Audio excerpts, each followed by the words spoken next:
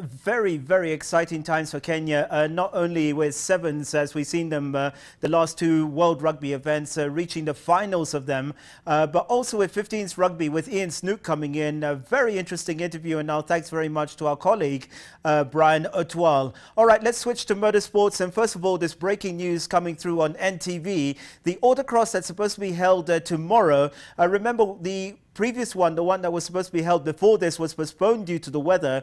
Now tomorrow's at Jamhuri Park has been postponed, and that's due to the rain that's going on. I didn't think that the rain would cause so much havoc, but apparently the track at Jamhuri Park is awash, and the conditions apparently impossible according to the organizers. So just to let you know that the autocross at Jamhuri Park has been postponed, and that follows the previous one being postponed. So that's two in a row that have gone. I think we've had two autocross events so far, and of course we'll keep you up to date with that. But I'm proud to have with me in the studio Jeremy Wahome, who is racing Formula 3 in the UK and has also been racing in Asia, and also Safina Khan. She was supposed to be in the autocross tomorrow, but unfortunately, of course, it's cancelled, and she is known as a driver and navigator as well extraordinaire. Thank you very much for joining us. First of all, Safina, let's just get your reaction. So you didn't even know that it was cancelled coming up here. How disappointing is it as a driver knowing the second autocross in a row cancelled? It's very devastating, Sean. I can't actually believe that we've got all the preps done for the rally and everything, and it's going to be postponed yet again. But you can understand it's not from an organizer's point of view. The conditions just literally, it's what they call a force majeure. That's right, yes. Yeah. But nevertheless, we were looking forward to, being out there racing and doing our thing. After such a long break. That's as right. well, yeah. Yes. So it's not a good thing to have. A second postponement. Very bad. All right, okay. We'll talk more autocross in just a moment, but first of all, let's switch to Jeremy. Thank you very much. I've been wanting to meet you for ages. It's great to see you. Of course, looking to become Kenya's first Formula 1 driver. You are in the Formula 3 series. Just explain, first of all, exactly what you're doing. So, for the past 2 years, I've been racing in the British Formula 3 series. So my goal is to one day become Kenya's first Formula 1 driver and Formula 1 champion.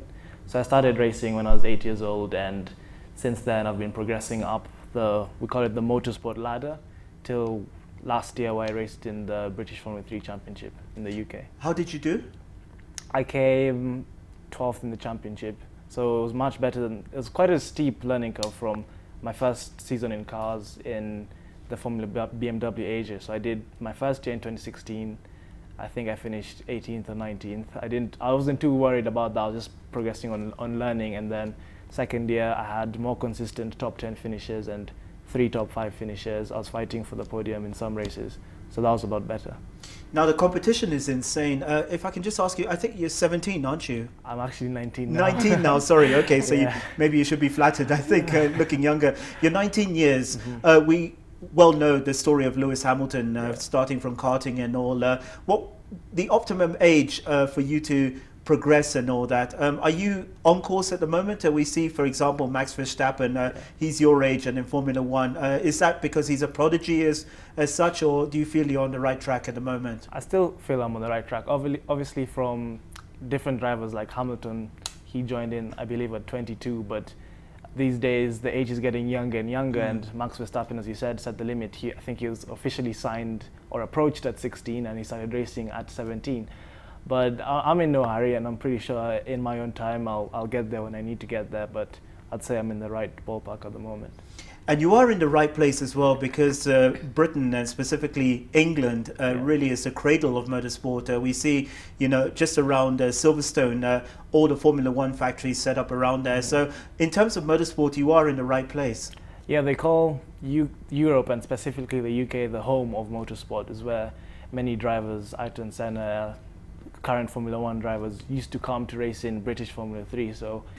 And it's also because of the circuits they have and top teams, so you really do prove yourself by doing well, and it's quite old circuits. There's no room for errors, like Oulton Park. If you make a mistake, you're in a barrier, to put it nicely. So you really have to be on top of your game, which is why drivers usually come to the UK to prove themselves and then branch out to other championships in Europe. It is an incredible story. How did you get into this?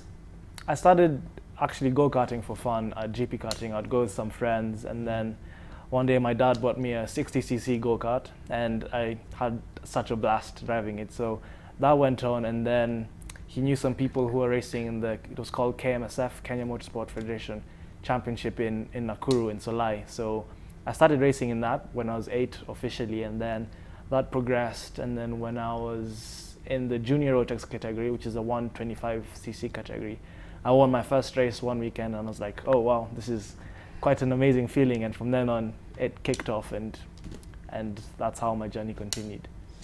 And just looking at the scene here, we've seen some fantastic initiatives. Raj Dudley with the TGRV circuit, very closely associated with that.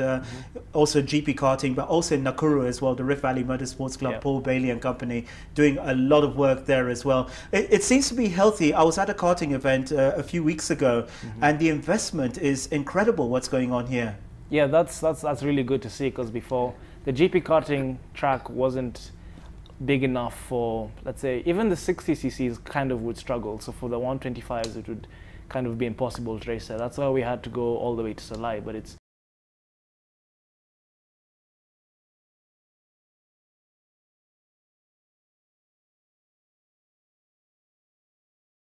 branching out.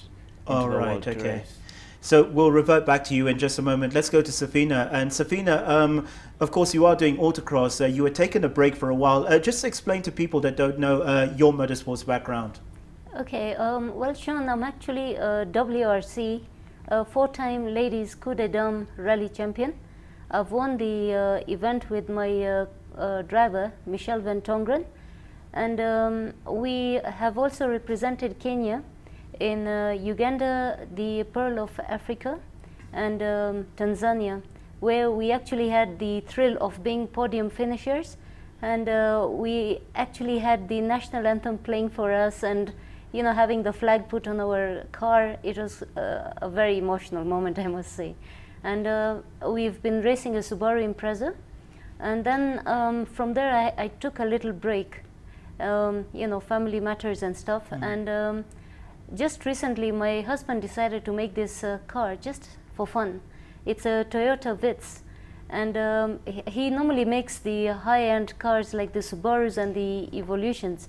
But we made this car, and I just decided to try it out, and I was bitten again. But this time, instead of navigating, I decided You're driving, to... That's right, yes. Yeah.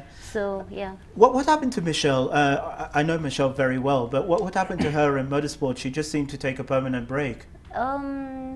Family, I guess it's more to do with family concerns, you know. Yeah, so she had to devote more time to family matters. So she couldn't really come back. Just going to autocross, it looks to be very healthy at the moment. In fact, if you look at motorsports in general, it is very healthy.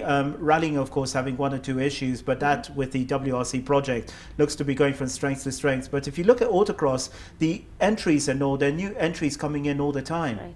Yes, you see, Sean, it's actually very, compared to the rallying, it's much cheaper to run. You just have to get your car ready, you know, and that's about it. The entry is very reasonable, I would say. You don't have to, it doesn't cost a lot. And even the entry fee, the fuel, everything, you know, it just works out very evenly. And also the camaraderie as well. That's amongst the competitors. Yes. You know, you got from little children who are there, they got school the next day. But this is also a very good, it's got a long history of people coming through. They start off with motocross, then go on to autocross. And a lot of young boys, you see like 6, 7 years old in there. But it's a great entry for them to progress. Yes. And to build up seat time. That's right, yeah. And the good thing is that, you know, everyone is there to teach you the ropes. So, and it's very safe, you know, so it's a good field to be in. Not only that, you're getting very good support as well. We see Ian Duncan bringing his kart as well. He might have even come tomorrow for that. But you've also got Ravi Soni, you know, Tim Jessup as well. People who are busy with rallying and doing very well in their own right, but bringing up their children through as well. Yes. You know, we've got the Bambino class, we've got the 2-wheel drive turbo class, non-turbo, we've got the 4-wheel drive for the more seasoned drivers. So I guess there's a slot there for each and every age, so to speak. All right. Jeremy, just going back to you now, you have got plans to go to Asia. I know you've raced before in Asia. Just explain what's happening and why the decision to go to Asia. So this year, so I finished with British F3 in 2017. So this year I'll be racing in the FIA F3 Asian Championship. So it's a new championship they've set up in Asia. Usually what happens, you'll have a national F3 championship and then a regional one, like European F3, where you'll race around Spain, Germany, Portugal. But now they've set up, they only had that in Europe. So now they're trying to set up more championships in America and in Asia. So I'll be racing, it's the inaugural season this year. It starts, the first race is July 14th and 15th. So that's the championship I'll be racing in this year, yeah. Really exciting.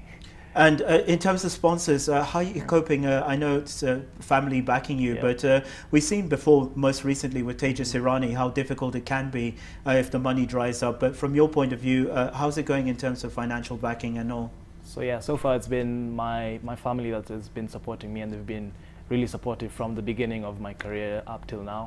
Yes, we are, because the more you keep going up the motorsport ladder, it does get more expensive, because at the end of the day, you're racing cars. So we're still looking for sponsors, but the journey continues.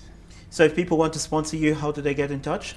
So we've got an email address for Jeremy Wahome Racing. That's info@jwahomeracing.com. So if anyone wants to support in any way, feel free to send us an email. And also on my social media profiles, I'm on Facebook as Jeremiah Wahome Racing, and Instagram, my Instagram and Twitter handles are @jwahome-racing. So either will work.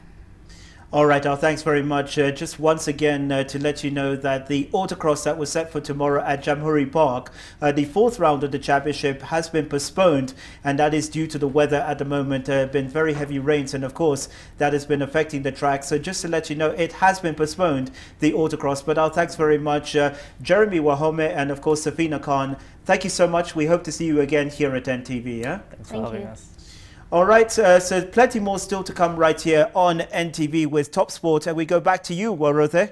And Sean, it's pretty interesting, because I remember covering Jeremy when he was quite young, and he's still very young, but I remember covering some years back, and it's lovely to see him all grown up, all very serious and all. It's lovely to see that, and he's grown all very tall also. Jeremy, my question to you is, how has it been racing in Asia? That's one. And then two, are you doing school? And if you are, how are you able to just juggle the two, racing and school? I started, my racing career began in Asia. That's when I started racing cars. So I had some success in Asia where I finished on the podium 3 times with 2 second place finishes and 1 third place finish. And then that's when I moved over to the UK. So right now it's really exciting to be going back to Asia, to a place where I had success as I started out my single-seater career. And I'll be racing on Formula 1 circuits like Malaysia, Sepang, and Shanghai, where actually Formula 1 is racing this weekend. So that's pretty exciting. And yes, I'm in school at the moment. I'm currently at the University of Surrey in the UK, and I'm studying economics and finance. Okay, and lastly, Jeremy, Vettel or Hamilton, or who do you root for? Hamilton, any day. Oh dear. Lovely, lovely to have Jeremy Wahome on Top Sport, and as I usually tell you, it is on Top Sport where you are guaranteed to get your sporting fix. Every sporting action that is going on in the country and in the world, you'll get it right here on Top Sport. And we change gears, and that's an apt metaphor, because we were just talking about race cars.